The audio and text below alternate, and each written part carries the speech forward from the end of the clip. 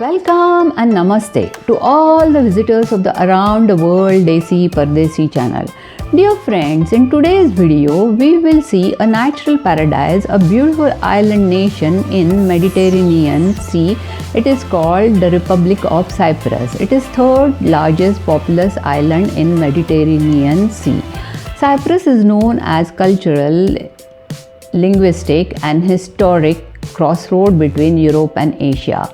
Its main cities are Nicosia, Limassol and Paphos. Nicosia is the capital of Cyprus and provides number of scenic beaches. Now we are in the middle of Nicosia city and the place is called the Archbishop Cyprian Square.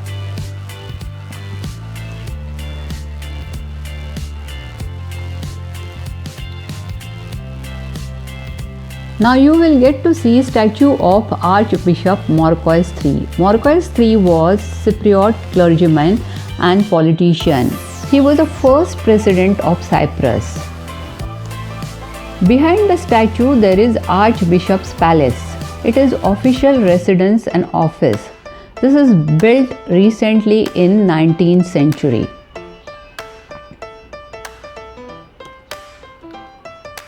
Around this area there is old palace built in 15th century in a Gothic style.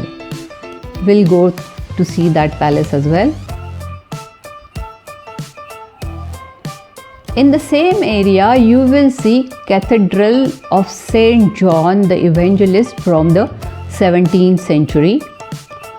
It seems in Cyprus the bells in the churches were prohibited by the earlier rulers. But after the purchase of Cyprus by British in 1878, they allowed more freedom in religious practices. Then after this bell was installed.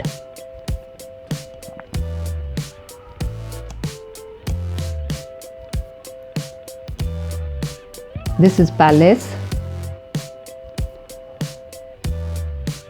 After seeing the palace, we went further ahead to see Liberty Monument. Here you can see many statues of Greek patriots. They were freedom fighters. Cyprus was under the rule of British. They got independence in 1960s. Many tourists take pictures here. I have also taken. Now we are heading towards to see the walls in the city. You will get to see many walls in Nicosia which were constructed by different ruling powers to protect city from invaders or to mark the territories of their residences. When newly settled Turkish population arrived in Cyprus, they have constructed this wall which you can see on your left side. The remains of walls can be seen, and behind that the new architectural modern buildings are constructed now. After seeing this wall, we went ahead to see another interesting part which is from Ottomans' time. It is called canceveries. The traders used to bring their goods for sale on the camels. You can see the doorways of this building very high enough for loaded camel to enter to unload their mercantile. And next to that you can see two halls which had small doors which were good enough for traders to enter. After seeing this, we went to see Venetian Wall. Cyprus was under the rule of Venice and was known as Republic of Venice in 1489. They constructed this wall with the fears of Ottomans invaders. Many Christian states in the Mediterranean Sea began to strengthen their fortification after Ottomans became aggressive. Here you get to see better view of the wall. After seeing this wall, we went to see another wall which is known as Green Wall. Cyprus was granted independence in 1960s. Turkish Cypriots were more than 18% population in Cyprus, and they wanted Cyprus to be part of Turkey and not Greece. Hence, ongoing disputes started between Greek Cypriots and Turkish Cypriots. As a result, United Nations have to intervene and have maintained a buffer zone which is known as Green Line, which you can see here on the screen. And after the green zone, you can see Turkish area where you can see Turkish flag.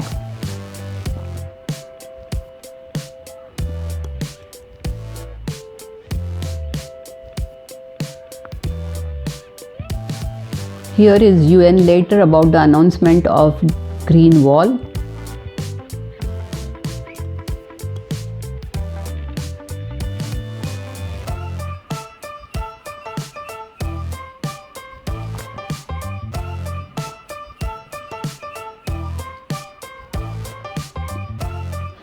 From here we went to see Limassol city. The city is around a sandy beach. Here you will get to see many shops, hotels and restaurants, and therefore number of tourists will be also seen in this area. We just took a round around this city. We did not get down anywhere.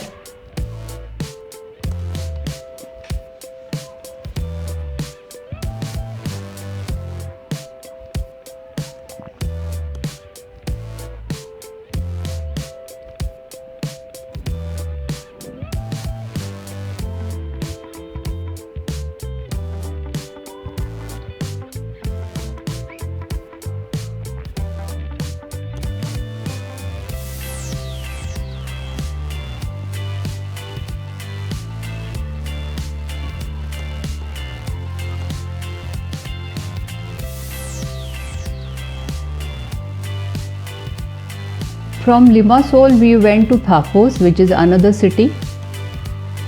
On the way you can see limestone rocks both sides. Despite the limestones and salty sea water, Cyprus have maintained green zones with the help of distilled pipe water technology. Now we have reached to the birthplace of Greek goddess Aphrodite.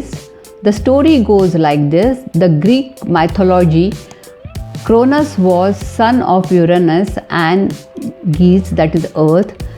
He cut piece of his own father Uranus and threw it into the ocean. When it fell into the sea, the water began to foam, and from the waves emerged a beautiful goddess which is called as Aphrodite. She is considered to be a goddess of beauty and love in the Greek mythology.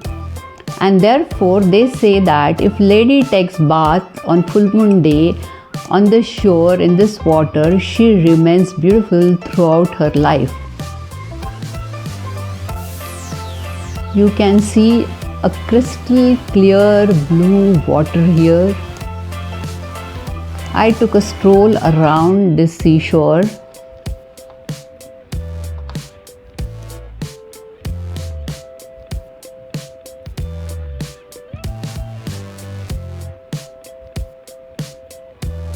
There is another story people tell here that on the beach you get heart-shaped pebbles, and if you carry those pebbles home, you will be loved throughout your life. Just watch here. And that is why many tourists collect these pebbles and they make heart signages on the seashore. You can see plenty of them.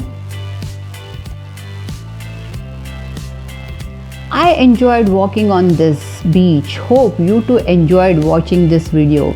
Still more interesting to watch about Cyprus in my next video, that is Cyprus Part 2. Subscribe to my channel Around the World Desi Pardesi and stay tuned. I'll come up with a new video very soon. Yours Desi Pardesi.